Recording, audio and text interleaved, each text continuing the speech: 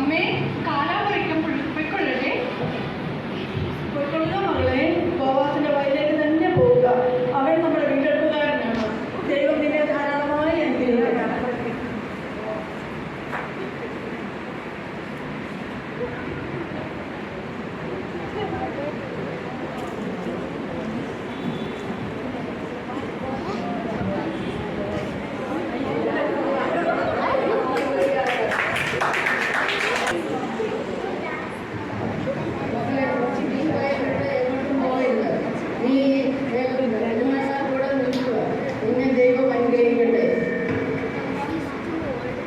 യജമാനനെ, നന്ദിയുണ്ട്. ഈ നെൽവിൽ എന്റെ അമ്മായിയെ കൂടി നൽകാനുള്ളതാണ്. ദൈവം നിങ്ങളെ ധാരാളമായി അനുഗ്രഹിക്കട്ടെ. നീ നിന്റെ അമ്മായിയെ മാനിച്ചതുകൊണ്ട് ദൈവം നിന്നെ മാനിക്കും.